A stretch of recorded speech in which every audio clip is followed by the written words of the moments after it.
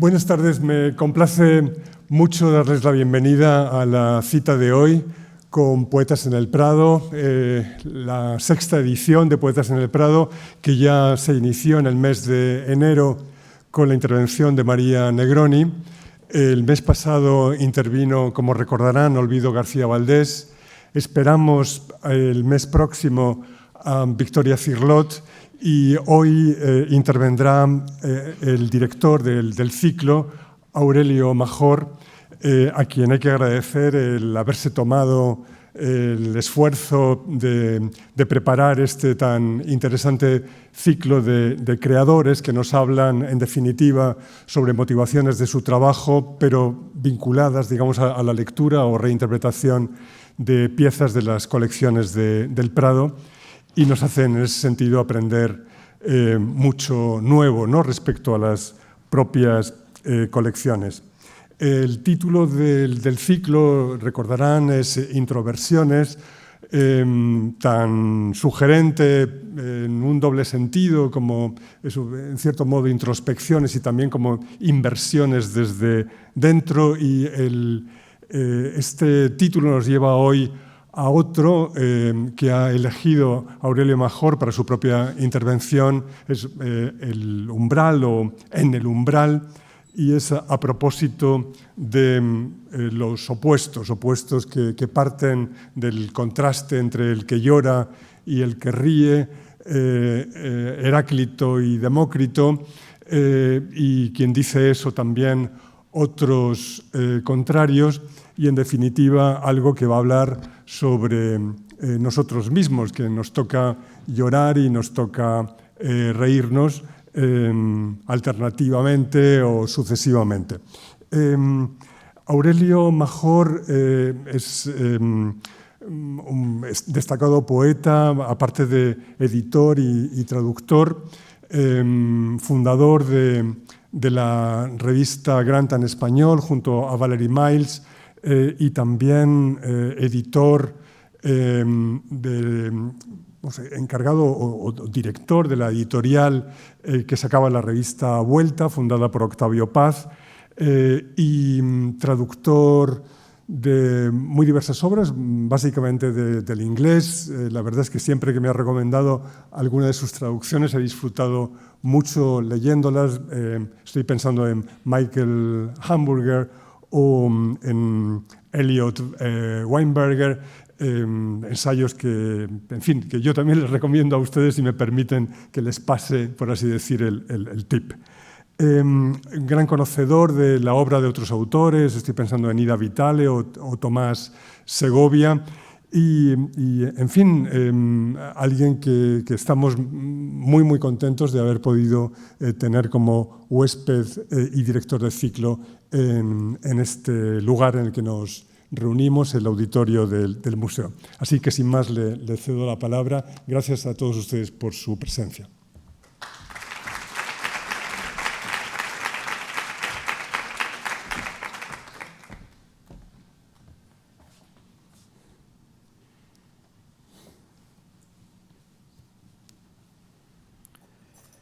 Buenas tardes. En nombre de los ponentes convocados a la séptima edición del Ciclo de Poetas en el Prado, quiero expresar mi gratitud a la dirección del museo y sobre todo al jefe del Centro de Estudios, al poeta Javier Arnaldo, que acaba de dirigirse a ustedes, por la sensible y entusiasta acogida del programa que continúa hoy sábado, así como a Paloma Malagashó y a su equipo por la experta materialización de estas introversiones. 3 poetas y una romanista íntimamente versada en la poesía, hispanoamericanas y españolas, María Negroni, Olvido García Valdés, Victoria Cirlot y quien les habla esta tarde, dan su voz para que algunos cuadros del Museo del Prado hablen y no dejen de interpelarnos al convocar nuestra atención hasta casi difuminar los contornos del sujeto.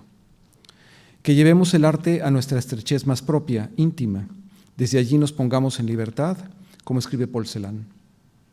El cromatismo, en el sentido pictórico y en el musical, de sus respectivas aberraciones y semitonos, que propone esta serie de conferencias, desde el advenimiento de la escritura y del proyecto revolucionario en 2 obras narrativas de María Negroni, El sueño de Úrsula y La Anunciación, que atendimos hace 2 meses, hasta el arte demoníaco y sus paisajes infernales de Victoria Cirlot, desde la lucha contra los pecados del capital y la crueldad frente a la bondad y la piedad en el escenario de las tentaciones de San Antonio de Olvido García Valdés en su excepcional conferencia hace un mes, hasta el umbral de la contienda interior y los ecos de la guerra que asola ya nuestros confines esta noche. Despliega un arco compositivo. Nos propone una introversión profunda por medio de la poesía que nos guíe al centro elusivo de la imagen, pues la poesía es lo indecible que nos lleva al encuentro de una verdad inesperada en forma de pregunta. Y esta noche habrá muchas preguntas. El verso hacia adentro nos vincula en el reiterado desvelo. Esa vela interior nos permite ver el momento determinante de nuestro íntimo debate moral inmediato. Discernir el sí o no del sí y no. Discriminar la paradoja en el sentido etimológico, fuente de otras inquisiciones del discurso esclerotizado.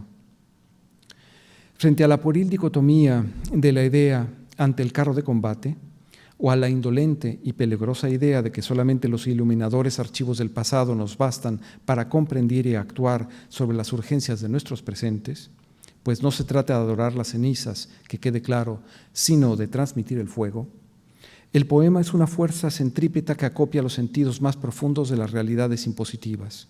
Piénsese en la poesía de Vallejo, de Celan o de Prin. El crítico brasileño Willem Flusser nos proponía un orbe, todo lo que puede ser aprendido y comprendido, en que dos polos colindan con la nada, regidos por un silencio auténtico y por otro inauténtico.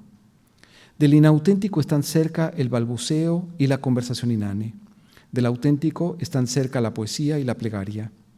El poema no como amuleto, sino como talismán, como contrapoder, como protección. Frente a la colación de fuerzas violentas, autoritarias, mendaces y codiciosas de los nuevos ingenieros del alma que se ciernen sobre nuestra atención secuestrándola y vaciando nuestra conciencia para que rindamos las oraciones a los ídolos de la crueldad y no a nuestro prójimo o a nuestra interioridad, la poesía verdadera, la que subvierte el lenguaje, la que deforma voluntariamente el habla común por medio de una violencia organizada ejercida en su contra, es un campo de fuerza, un bastión de la conciencia que se mantiene en los márgenes, que se retrae, pero al cabo se expande de nuevo por dentro como un acto creativo incesante. Es como un cartucho de dinamita, solo que estalla lentamente.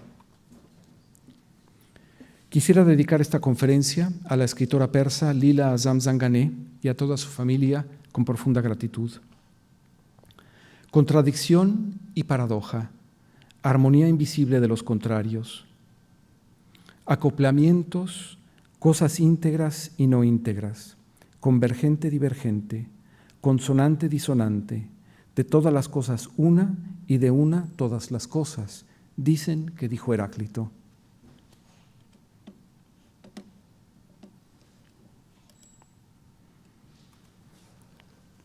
Este es el rapto de Hipodamía de Peter Paul Rubens, aquí mismo en el Museo del Prado. La tribu de los centauros tiene doble naturaleza. A veces predomina la ardiente pasión rijosa, como en esta pintura, desatada por la visión de la novia que pretenden desnudar estos solteros, secuestrándola por los cabellos con otras mujeres del banquete nupcial al que han sido invitados por su medio hermano, hijo del rey. Son la parentela vergonzosa, pues los centauros viven en cuevas, luchan con piedras y palos, no tienen modales, les sienta mal el vino. La pilosa prole mestiza de la ninfa Nefele, vulnerada por el impío Ixión, rey de los lapitas anfitriones. La nubosa ninfa se había deshecho de ellos, exponiéndolos en un monte donde al cabo fueron criados por las hijas de Quirón, el centauro inmortal y amigo infortunado de Hércules. En Quirón, en cambio, predominaba la naturaleza noble y sabia, pues fue mentor, entre otros, de Aquiles, el colérico de los pies raudos que nunca pudo alcanzar a la tortuga, y de Asclepio, dios de la medicina, el que detenta a la serpiente. Quirón no se mereció estos arrebatados hijos adoptivos en Tesalia, que cazaban toros, cuyos trasuntos son los picadores de las corridas, y que habrán causado la misma impresión que a los aztecas la primera vez que vieron la doble naturaleza de otras tantas amenazantes cabalgatas. Rubens pinta el momento dinámico en que se desata la guerra entre parientes. Las tribus de lapitas humanos, comendados por Teseo, y la de los centauros, asusados por Marte, y cuyas muchas otras escenas podemos también medio ver en las erosionadas metopas de la Acrópolis, a cuyos pies están las ruinas del templo del mencionado Asclepio, el que cura por los sueños y por la palabra. El deseo trastocado en violencia, el vigor en arrebato, el dinamismo en guerra. ¿La música y el vino causaron la lucha de los parientes? Eliano, traducido por Díaz Regañón, menciona la música aulética que provoca en las yeguas un amoroso frenesí y enloquece a los machos, provocando en ellos el deseo de ayuntarse con ellas. El ayuntamiento de los caballos se hace de esta manera y la música de la flauta es, como si dijéramos, el himno nupcial. El programa pictórico del flamenco Pedro y Pablo Rubens para el pabellón de casa de la Torre de la Parada, por encargo de Felipe IV, sigue las metamorfosis y expuesta en este museo, sigue las metamorfosis y lo que ya no aparece en este cuadro, la batalla, quedó así imaginada con igual energía y precisión por su autor, el poeta Ovidio, en traducción de Pérez Vega. Era el caso que había junto de sus figuras prominentes áspera, una antigua cratera que, vasta ella, más vasto él mismo, la sostiene elegida y la lanza contra su cara a él opuesta. Borbotones de sangre él, a la vez que cerebro y vino, por la herida y la boca vomitando, de espaldas en la húmeda arena convulsiona. Arden los hermanos bimembres por el asesinato y a porfía todos con una sola boca. Las armas, dicen. Los vinos les daban ánimos y a lo primero de la lucha, copas lanzadas vuelan y los frágiles jarros y las curvadas escudillas, cosas para los festines un día, entonces para las guerras y los asesinatos aptas. A este yo, pues fuerzas mi ánimo me daba. Contempla, dije, cuánto ceden a nuestro hierro tus cuernos. Y una jabalina blandí, la cual, como evitar no pudiera, opuso su diestra a la que había de sufrir esas heridas, su frente. Fijada quedó con su frente su mano. Se produce un griterío, mas a aquel prendido, y por su acerba herida vencido peleo, pues apostado estaba el más cercano, bajo su mitad le hiere a espada el vientre. Se abalanzó, y por la tierra feroz sus vísceras arrastró, y arrastradas las pisó, y pisadas las rompió, y en ellas sus patas también impidió, y sobre su vientre inane cayó. Y así sigue. No me detendré aquí en la naturaleza de Cénide, una de las combatientes del bando lapita, a la que Poseidón convirtió en hombre a ruego de ella para no ser ya nunca más violentada por el propio Dios, y el cual le concedió además el don de ser invulnerable a las armas. Tras su muerte sin heridas, y ya como Céneo, se transformó en un flamenco. Y ya que toda alta mesa romana de entonces servía de manjar la lengua del ave, Marcial nos propone un acertijo en el epigrama. Me da nombre una pluma roja, pero mi lengua le sabe bien a los glotones. ¿Y si mi lengua fuera parlanchina? Parece evidente que quien puede recurrir a la violencia no tiene necesidad de recurrir a la justicia, pero la fuerza es lo que hace una cosa de cualquiera que le esté sometido, escribe Simón Weil en traducción de López y Tabullo. Cuando se ejerce hasta el extremo, hace del hombre una cosa en el sentido más literal, pues hace de él un cadáver. Había alguien y, un instante más tarde, no hay nadie. Dos retratos de mano de Rubens custodian y por ello comentan, recordemos que se trata del barroco, del cristianizado estoicismo senequista, nuestra lectura del rapto de Hipodamía, la domadora de caballos, uno del atomista Demócrito, el filósofo que ríe,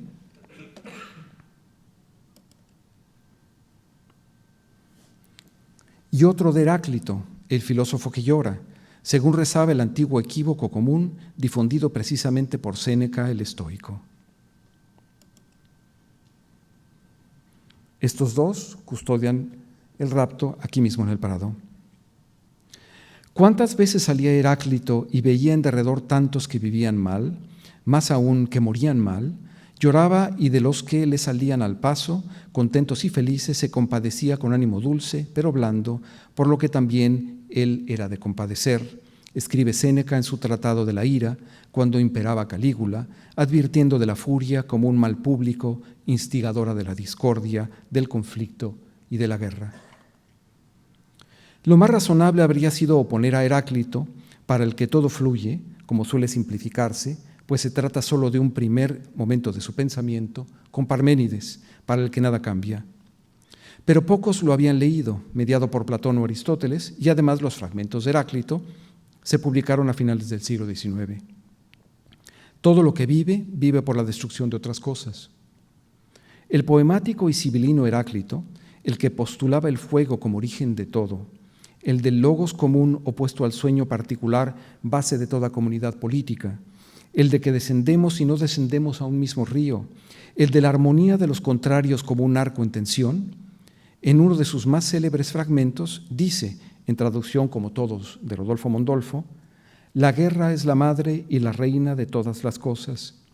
Ella destinó a unos para ser dioses, a los otros hombres, hizo a los unos libres y esclavos a los otros. De los dos sabios son estos retratos, Nuño, que con igual filosofía el santo lloraba el uno, el otro se reía, del vasto error del mundo y de sus tratos. Mirando el cuadro, pienso algunos ratos, si hubiese de dejar mi medianía, ¿cuál de los dos extremos seguiría de estos dos celebrados mentecatos? Tú, que de gravedad eres amigo, juzgarás que es mejor juntarse al coro, que a lágrimas provoca en la tragedia. Pero yo, como sé que nunca el lloro nos restituye el bien ni el mal remedia, con tu licencia, el de la risa sigo. Escribió el barroco Bartolomé Leonardo de Argensola a Nuño de Mendoza.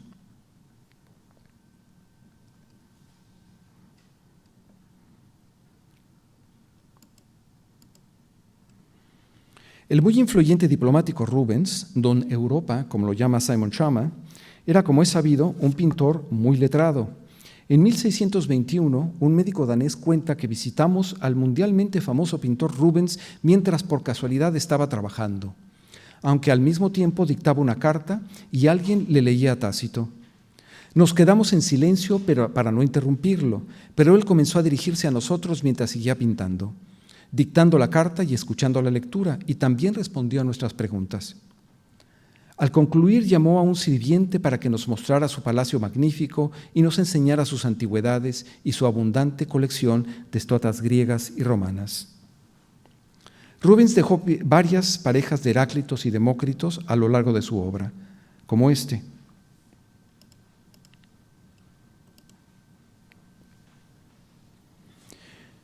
Que está en el Museo de Escultura de Valladolid. En una carta dirigida al secretario del duque de Mantua en 1603, Rubens se queja de que algunos cuadros destinados a España han llegado a casa de Aníbal y Berti tan estropeados por la humedad de unas intensas lluvias que deberá restaurarlos él mismo. No solo porque ya prevé, citando una sátira de Horacio, el enfrentamiento con colegas o ayudantes españoles si se le encarga la tarea a ellos. Que Dios lo libre, pues su estilo es muy diferente al mío, dice, pues siempre me he protegido de ser confundido con nadie, por muy grande que sea, y seré deshonrado indebidamente por una producción inferior, indigna de mi reputación, que no es desconocida aquí por España, remata. El propio Iberti informa posteriormente al duque de que no era para tanto, pero que dos cuadros son en efecto irrecuperables, por lo que Rubens accede a reemplazarlo con uno propio, que es este. También Luca Giordano pintó sus propios Heráclitos, y Demócritos y muchos otros filósofos. Aunque no custodian el complejo homenaje que se rinde a Rubens, a sí mismo y al genio que engendra el ingenio de la pintura, genio en el sentido antiguo de daimon como fuerza interior de ánimo con que muchas veces inventamos lo que de otro modo no aprendimos, titulado Rubens pintando la alegoría de la paz.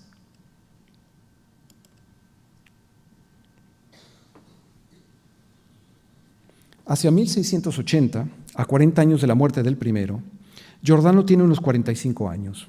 Lustros más tarde cimentará su celebridad europea gracias al encargo de Carlos II de los frescos que pinta un poco más de medio año en el Escorial y los frescos del Palacio del Buen Retiro, aquí al lado, donde se exhibe el cuadro que ahora vemos.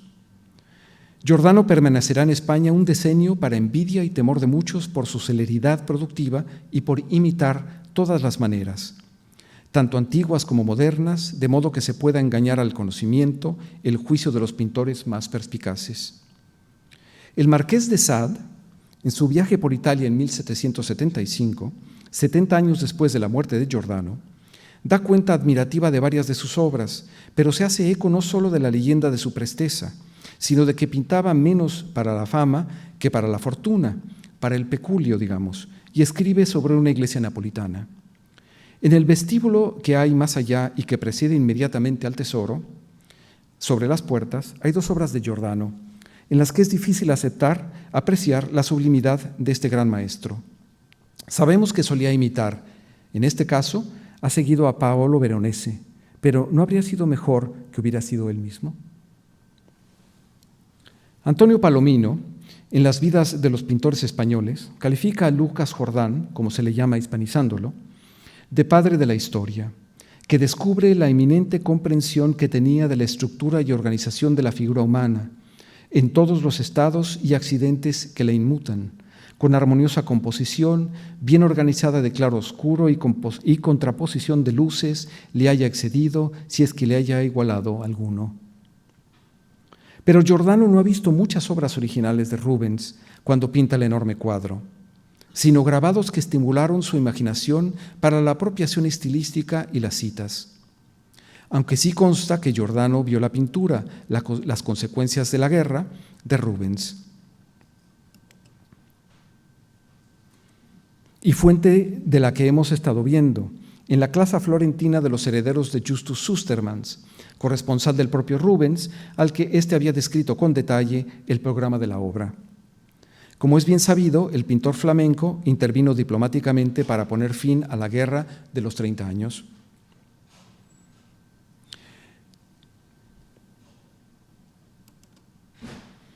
Rubens, vestido de pieles ostentando una orden de Santiago que no le fue impuesta nunca, y provisto de sus bártulos, nos mira mientras pinta la escena que ya no coincide del todo con la tumultuosa y dinámica escenificación que vemos fuera del lienzo. Nos recuerda a la descripción de aquel visitante al estudio del pintor de Amberes, citada hace un momento.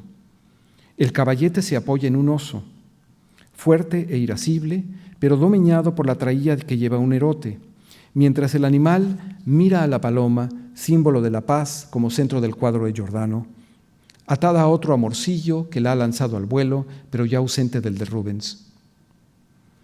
El pintor está sentado sobre Alecto, una de las furias, la que arrastraría a Marte a la guerra, junto a la columna de la derecha, acompañado del furor que se desencadena y cuyo cañón atronador podemos justamente ver al fondo en el umbral.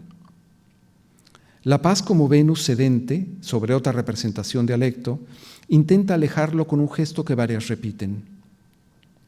A su espalda algunas musas, a sus pies otros erotes o amorcillos, los del amor deseante y los del amor correspondido, amansan la tensa fiereza de leopardo que ya está dentro del recinto. En la esquina superior derecha el cortinaje alzado deja ver el exterior y el templo del bifronte Jano, Dios de la prudencia que mira al pasado y al futuro y cuyas puertas permanecían abiertas mientras se desarrollara la guerra. Toda la composición se despliega la inminencia de la agresividad y el intento de contención del amor en una armonía de los contrarios. La nostalgia de la barbarie es la última palabra de cada civilización, dice Émile Cioran. Sobrevuelan a Rubens la fama tocando la trompa, Minerva presidiendo los ingenios y el saber, pero como Atenea también la guerra, y la abundancia dispensando sus dones. Sentada junto al pintor, Juno, la reina de los dioses, acompañada para su identificación del pavo real que preserva los 1000 ojos de Argos que todo lo ven. Por cierto, el engendrador de los centauros, el impío Ixión, mencionado antes, había sido arrojado al Averno por Zeus al intentar seducirla a ella, que era su esposa. En la esquina inferior izquierda, unos amorcillos soplan pompas de jabón. Sentados sobre los instrumentos de estos nuestros afanes artísticos y políticos, una vanitas de lo que se pisotea cuando se desata la violencia. De suerte que la lectura en espiral como vórtice de la composición comienza aquí, junto a una máscara, junto a un pie y termina en la paloma. En el tornillo del apretador, el camino recto y el curvo son uno y el mismo, dice Heráclito en otro fragmento. Todo lo anterior habría sido interpretado sin mayor dificultad entre sus destinatarios y el público humanista cultivado o refinado de entonces, pues los pintores se habían valido no solo de los emblemas de Alciato para la representación de las figuras, sino sobre todo de los célebres repertorios de Cartari,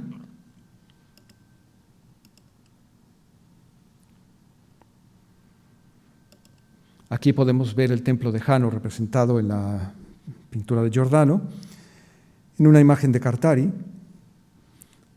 Ahora, en este caso, el templo está cerrado. El otro repertorio importantísimo es justamente la iconología de Ripa.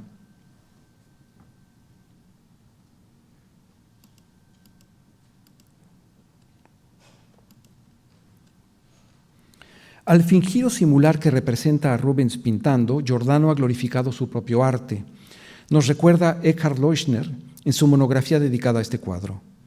Remito a ustedes, además, a la de Ángela Terido y a los escritos generales de Scavizzi y de Ferrari, especialistas en la obra del napolitano, entre otros, al igual que a los de Andrés Úbeda de los Cobos y de Alejandro Vergara, jefes respectivos de las pertinentes colecciones en este museo. Una alegoría destinada a impresionar, a erigirse en evidente ejemplo moral abrumador. Esta pintura opulenta, como no podría ser de otro modo tratándose de un emulador barroco que a la vez rinde homenaje a la manera de su emulación, está lleno de citas y paráfrasis, no solo de Rubens mismo, situado en igual plano al de la alegoría representada. Leuschner identifica las referentes, por ejemplo, al Cortona del Palacio Barberini.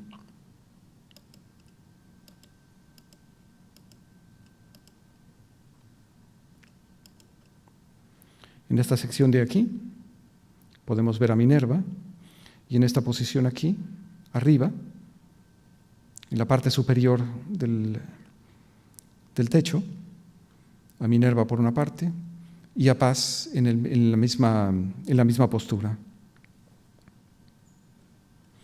También Leuschner identifica el singular y casi inédito origen de la cita neerlandesa de la Vanitas en una alegoría del vicio, de Theodor van Tulden.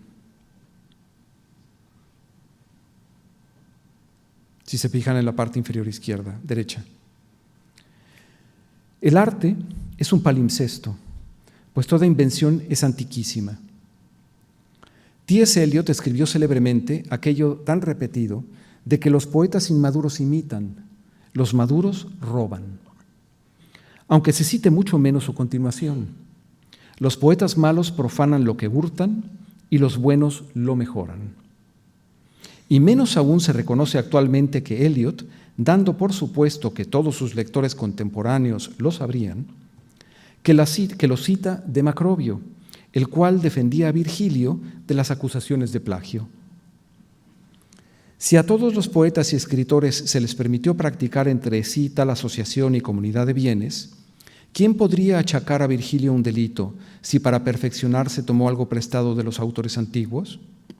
Además, hay que darle las gracias por ello, porque al transferir algunas cosas de las obras de aquellos a la suya propia, que está destinada a perdurar eternamente, impidió que se perdiera del todo la memoria de los antiguos.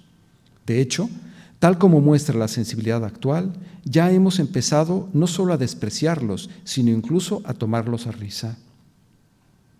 En fin, con su criterio para los préstamos y con su modo de imitar, logró lo ajeno que leemos en él, o prefiramos atribuírselo a él, o nos asombremos de que suene mejor en él que en el autor original. Esto escribió, traducido por Navarro, Macrobio en sus Saturnales hace más de 1600 años. Podría citar más de 12 ejemplos.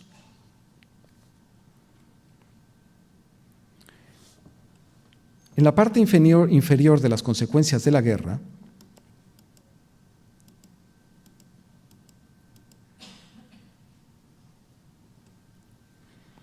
podemos distinguir lo que describe Rubens en la carta ya mencionada.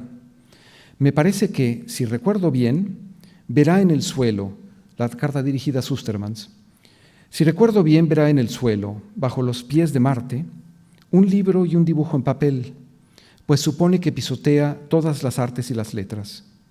Asimismo, debería haber un haz de flechas, con la banda que la ciñe desatada. Cuando están sujetas son el símbolo de la concordia. Junto a ellas se encuentra el caduceo y una rama de olivo, atributos de la paz, también arrojados a un lado. La mujer que se aflige, vestida de negro, la que está a la izquierda, con el velo rasgado, despojada de todas sus joyas y otros adornos, es la desdichada Europa que, desde hace tantos años, sufre los saqueos, los ultrajes y miseria tan perjudiciales para todos los que no es necesario entrar en pormenores. El atributo de Europa es el globo sostenido por un amorcillo a sus pies. Luca Giordano pintó asimismo su propia alegoría de la paz, que no es la pintada por Rubens, pero con muchos de los mismos elementos presentes en nuestro vórtice.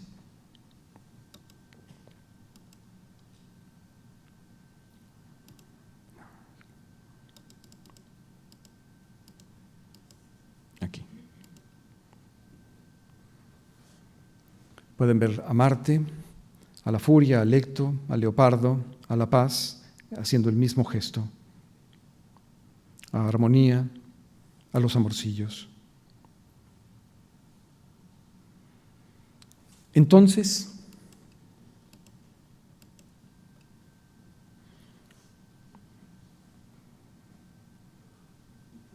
en este cuadro de Höcke y de Voss, Amor triunfante, ¿es este el Cupido hijo de Venus y Vulcano, lícito, o el ilícito hijo de Venus y Marte, justo en este su mes de otra guerra desatada, por ser planeta de calor destemplado que favorece los carnales ayuntamientos? Si la ira impide que el corazón pueda ver la verdad, como pasión fuerte que turba la razón, así el amor entorpece a los lujuriosos que no pueden seguir los buenos consejos. En otro de los muy socorridos repertorios destinado a poetas y pintores y sus fingimientos, este escrito en España, La filosofía secreta de Pérez de Moya, un rico compendio de copias, citas y plagios de los dioses de la gentilidad, se advierte al lector, que no a la lectora, que el Cupido de los gentiles no es otro que el demonio de la fornicación y que uno de los nombres de Venus es Lucifer. En las pinturas de Rubens y Giordano, Venus o Paz intentan impedir los desastres de la guerra, pero en el lecho de batalla, que es campo blando, donde no sé si en brazos diga de un fiero Marte o de un Adonis bello, ya anudada a su cuello, podrás verla dormida y a él casi trasladado a nueva vida, siempre triunfa Venus y desarma a Marte, como en esta pintura que al parecer era cabecero de ese campo blando.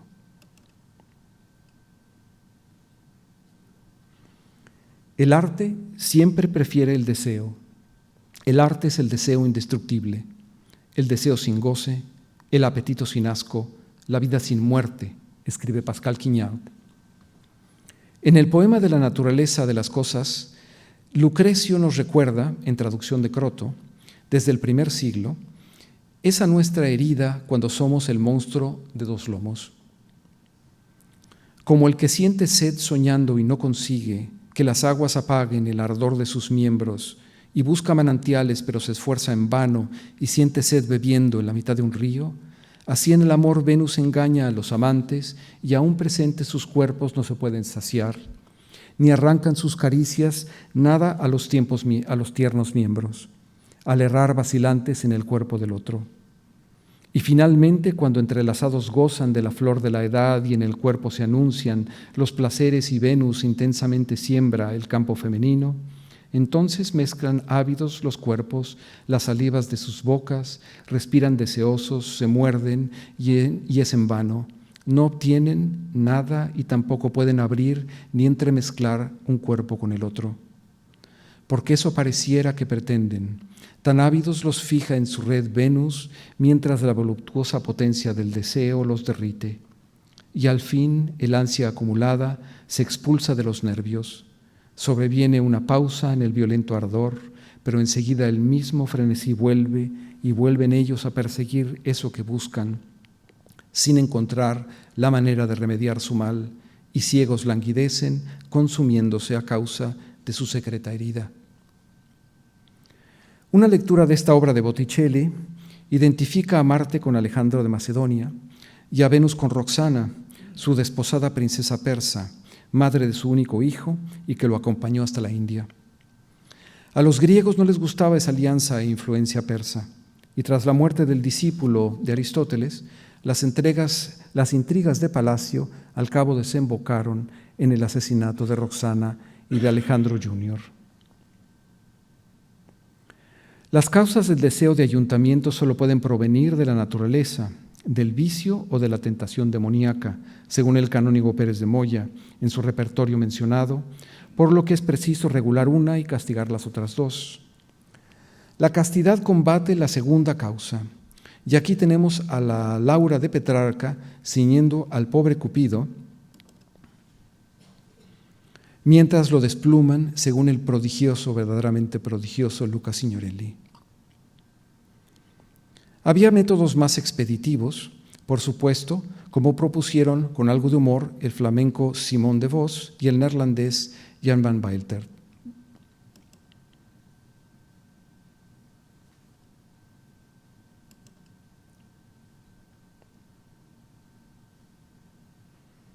Para la tercera causa, que se amplía a toda mala idea, el método es drástico en el repertorio de Cesare Ripa. ¿Se habrá empleado alguna vez esta imagen en algún programa pictórico? Además de citar un salmo, dichoso el que tomará y estrellará a tus niños a las piedras, cita una advertencia de Ovidio en Los remedios contra el amor, en traducción de Cristóbal. Mientras aún es posible y una pasión comedida afecta a tu corazón, si estás descontento, detén el pie en el umbral tan pronto como lo pises. Examina con cálculo rápido las cualidades de la persona a la que amas y retira tu cuello del yugo que te hará daño. He visto yo como una herida que en principio era curable, se enconó para dejar pasar el tiempo. Pero como nos resulta placentero arrancar el fruto de Venus, decimos constantemente, mañana también haremos lo mismo. Estos incipientes pensamientos cautivos han de estrellarse contra la roca que es Cristo, según Ripa. El pensamiento cautivo. Así tituló el poeta Czesław Miłosz justamente su estudio sobre el conflicto interior de los intelectuales, entre la colaboración y la disidencia, entre los escritores, incapaces de reflexionar con autonomía bajo el yugo del estalinismo en Polonia. Casi todos ellos, escribe Miłosz, recurrieron a la kitman o disimulación en diversos grados para preservar su integridad. Nada que no hayan escrito Castiglioni o Gracián muchos siglos después. Kitman es el fingimiento chií en Irán, de que se sigan unas costumbres y creencias en privado y otras en público ante la hostilidad suní. ¿De qué pensamientos somos ahora cautivos? ¿Qué estamos disimulando? Antes de responder, conviene tener presente el poema de Brecht. En cuanto a manifestarse, muchos no saben que su enemigo está encabezando la marcha. La voz que les da órdenes es la voz del enemigo, y que ese que habla del enemigo es el enemigo mismo.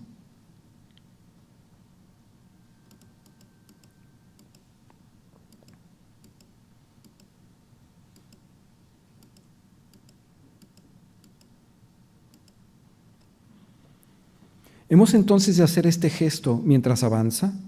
Pues no hemos conseguido que se detenga la fuerza manejada por los hombres, la fuerza que somete a los hombres, la fuerza ante la que se retrae la carne de los hombres y eche a un lado todas las artes y las letras. Los ucranianos lo creen desde 2014, aquí al lado, y crean en consecuencia. Lo creyeron en Sarajevo cuando Susan Sontag decidió montar Esperando a Godot de Beckett durante la Guerra de los Balcanes, bajo el asedio de las bombas, mientras Radovan Karadzic Uno de sus instigadores recitaba sus propios poemas a Eduard Limonov en las colinas de la ciudad donde se apostaban los francotiradores de fin de semana en 1993. ¿Esta obra no es más bien pesimista?, me han preguntado, escribe Sontag. Es decir, ¿no era deprimente para el público de Sarajevo? Es decir, ¿no era pretencioso o insensible significar Godot allí? Como si representar la desesperación fuera redundante cuando la gente está en verdad desesperada. La pregunta, condescendiente, filistea, me lleva a advertir que quienes la formulan no entienden en absoluto cómo es Sarajevo ahora, al igual que no les importa en realidad la literatura y el teatro. No es verdad que todos deseen un espectáculo que ofrezca la evasión de su propia realidad. En Sarajevo, como en cualquier otro lugar, hay más que unas cuantas personas que se sienten fortalecidas y hallan consuelo si su sentido de la realidad se ratifica y transfigura por medio del arte. ¿Quién cree en la actualidad que se puede abolir la guerra? Nadie, ni siquiera los pacifistas. David Rieff, causa necesaria y suficiente de que su madre viajara a los Balcanes y que ha presenciado muchas conflagraciones, ha razonado con solvencia en diversos escritos recientes que la de Ucrania es también una guerra justa y tienen como aquella, la de los Balcanes, el derecho moral de su lado. El consejo de un poeta. Su majestad proviene de la estirpe de un rey chola, que ofrendó sus carnes para una paloma en peligro y por muchos otros además. Estos niños también provienen de una estirpe de reyes y, a la sombra fresca, comparten todo lo que tienen. Para que los poetas, esos que labran nada, sino sapiencia, no sufran penurias. Mire a estos niños, sus coronillas aún son blandas, mientras miran a los elefantes, hasta de llorar se olvidan. Miran atónitos a la multitud ante el nuevo espanto de lo desconocido. Ya que me ha atendido, hágase su voluntad. Escribió el poeta tamil Kovorkilar a un rey cruel cuando estaba a punto de mandar que sus elefantes pisotearan hasta la muerte a los hijos de su enemigo en la plaza pública hace más de 2000 años.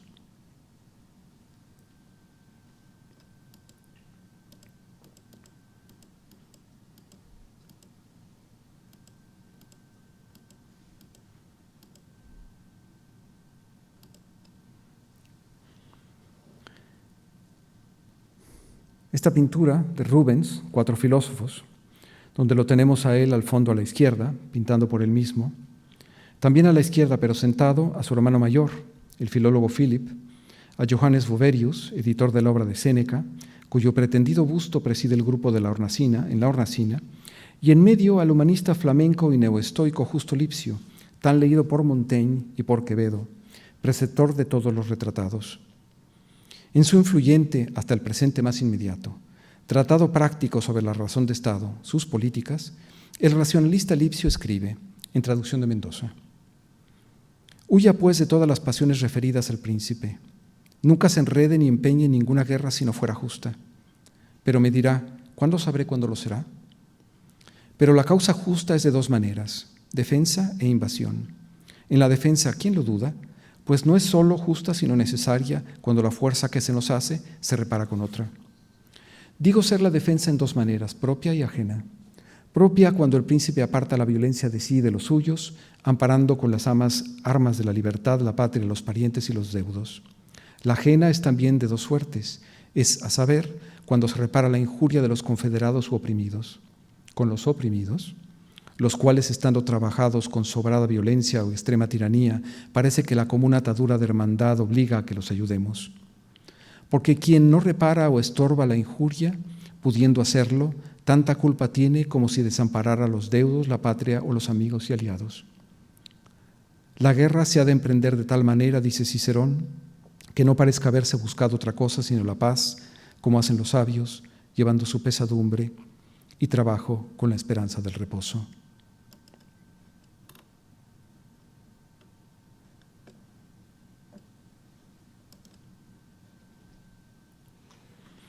Y sin embargo, es muy conocido el conflicto introspectivo en el que se debate Arjuna al comienzo de la Bhagavad Gita. síntesis de las vías del conocimiento, la devoción y la acción. En medio de una llanura, lejos de donde se va a librar una épica batalla en la que se verá obligado, pues es su deber, a combatir hasta la muerte a sus parientes, dialoga con Krishna, su amigo y auriga de la carroza, y desiste de combatir arrojando al suelo su arco y flechas apesadumbrado. En traducción de Pujol: antes que matar a los magnánimos maestros, es mejor en este mundo alimentarse de limosnas. Si los matase, pensando que son codiciosos, solo gozaría de placeres manchados de sangre. Al cabo, Krishna lo disuadirá enseñándole una técnica, el Karma Yoga, que le permite liberarse de las ataduras del mundo sin verse obligado a renunciar al mundo. Si mueres, alcanzarás el cielo. Si vences, disfrutarás la tierra. Levántate, pues, Kauteya, y disponte para la lucha. Ecuánime ante el placer y el dolor, la ganancia y la pérdida, la victoria y la derrota, apréstate para la lucha y no incurrirás en falta alguna. Al cabo, Krishna se desplegará ante Arjuna con una visión sobrecogedora, la de la identidad en la revelación. Contempló en el cuerpo del Dios de dioses el universo entero reunido en un solo punto, en forma diferenciada en toda su diversidad. En el penúltimo libro del Mahabharata, y del que forma parte la Bhagavad Gita, Yudhishthira el justo, que perdió su propio reino en un juego de dados, que padeció en el exilio y perdió a sus hermanos arrebatados por la muerte en camino hasta la cumbre del mundo, viene acompañado de un perro que lo ha seguido devotamente por 1000 peripecias hasta las mismas puertas de los cielos. Al recibirlo, Indra le advierte que en el paraíso no caben los perros y le pide que lo abandone. Yudhishthira se niega. Desemparar al devoto es un pecado infinito, así que prefiere olvidarse de toda bienaventuranza. No hay enemistad ni amistad con los muertos, pero al vivo no se le desampara. El perro se transforma entonces en la deidad de la rectitud y con ello Yudhishthira supera su penúltima prueba. En cambio, el poeta inglés Basil Bunting, de formación cuáquera, fue enviado a la cárcel, como Bertrand Russell, por ejemplo, por haberse negado a combatir en la Primera Guerra Mundial al considerar que se trataba de una contienda injusta. Pero combatió en la Segunda, al tenerla por justa, volando en un bombardero sobre Italia. El ejército británico lo destinó a Persia por sus conocimientos del Farsi, y allí permaneció varios años y contrajo matrimonio. Suyas son todavía las más hermosas versiones de la poesía clásica persa al inglés, de ese clima sentimental, de ese clima intelectual, de Manuchehri, de Sadi, de Ferdowsi, de Hafez y tantos otros. Pero como también era espía, acabaron por echarlo del país. Esta oda de Bunting, en traducción de Mahor, hace referencia a la ciudad donde uno de los héroes del libro de los reyes persa, Rostam, concibe a su hijo Sorab, al que no conocerá, con la princesa Taamina, y luego los amantes se separan. Que recuerden Samangán, el puente y la torre, y los cantos rodados y del calderero el marro, donde vimos las murallas, las montañas de mármol. Tendidos comimos y fuimos dichosos una hora y la noche. Para que al corazón no le dé tregua la querencia de esta ciudad sin mentiras o riquezas, cuyas ancianas, erguidas cual mozas en el pozo son bellas, jubilosos sus ancianos y sus bodegas. Que recuerden Samangán de cara a los usureros, los timadores y los trafagones, entre los ufanos, los hijos horrendos de matrimonios cautelosos y los que beben desdeñando la alegría. Que recuerden Samangán y recuerden que lloraron por recordar esa hora y se marchen. Transcurridos muchos años, ignorantes de la respectiva identidad del otro, ambos se enfrentaron en una batalla, Rostam y Sorab. Antes de descubrir por un sello que se trata del mismo Sorab, Rostam dará trágica muerte a su propio hijo apuñalándolo. A los hombres, después de la muerte, les esperan tales cosas que no se imaginan ni sospechan, dice otro fragmento de Heráclito. Es consabido que varios poetas de lengua inglesa de mayor o menor interés combatieron en la Primera Guerra Mundial, pero fueron muchos menos los poetas que combatieron en la Segunda, y sobre todo tratándose de los dos de los más grandes del siglo XX, el antedicho Basil Bunting y el estadounidense George Oppen. Ambos además coincidieron en una muy influyente antología de poetas objetivistas, como se llamaron en 1932, y en la que participaron también Lorraine Niedecker o William Carlos Williams, entre otros. Oppen fue miembro del Partido Comunista y dejó de publicar a partir de 1934, al creerlo incompatible con su militancia. En los años 50, en pleno macartismo y buscado por el FBI para que se revelara la identidad de otros miembros del partido, se refugió en México, como tantos otros, muchos años. Oppen había sido condecorado en la Guerra Mundial, en la Segunda, y herido gravemente en combate.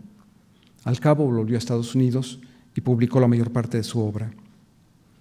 Da cuenta de ello, de este combate, en la Segunda Guerra Mundial, en su poema Ruta, del que leeré unos cuantos fragmentos en traducción de Major. Las palabras no pueden ser por entero diáfanas, y esa es la inhumanidad de las palabras. Ni los amigos o amantes son coetáneos. Hace ya largo tiempo que abandonamos a aquellos en la adversidad y nos parece intolerable haberlo hecho. La anémona soñó algo al filtrar el agua de mar por su cuerpo. Nada es más real que el tedio, la ausencia de sueños, la experiencia del tiempo, nunca sentida por el reciente arribo, jamás a las puertas, los umbrales, es lo nativo, nativo en un tiempo nativo. La pureza de los materiales no es teología, sino presentar las circunstancias. En Alsacia, durante la guerra, nos encontramos en los márgenes de la batalla de las Ardenas. No había actividad en el frente, pero nos hallábamos diseminados de un modo tan fino que la situación era sobrecogedoramente precaria. Apenas sabíamos dónde se encontraba el siguiente pelotón y no estaba a la vista. Había una colina tranquila y desierta frente a nosotros. Cavamos cerca de una alquería. Pierre Adam, aunque era maestro albañil, vivía en ella con su esposa y sus hijos. Durante la ocupación, los alemanes declararon a Alsacia parte de la Gran Alemania. Por lo tanto, habían reclutado a los hombres alsacianos en el ejército alemán. Muchos de ellos, al saber que de algún modo que los llamarían, cavaban un agujero. La palabra se incorporó al idioma, faire un trou. Algunos permanecieron en esos agujeros hasta 2 y 3 años. Era preciso que alguien supiera dónde se hallaban. En invierno era imposible que alguien saliera sin dejar huellas en la nieve. Mientras caía, no obstante, un amigo podía ir hasta el agujero con alimento y otra ayuda. Pierre, en quien confiaba mucha gente, sabía dónde se encontraba unas 2 docenas de esos agujeros. Los alemanes se dieron cuenta de que los hombres se ocultaban y comenzaron a ejercer represalias. Si era joven y soltero, mataban a sus padres. Si decía que si era casado, llevaban a su esposa a los prostíbulos del ejército en Alemania. Se llevaban a sus hijos a Alemania, decían, y no era seguro que esos niños pudieran recordar de dónde provinieron. Pierre me relató esta historia. Los hombres llegaban con Pierre y decían, pienso hacer un agujero. Pierre contestaba, sí.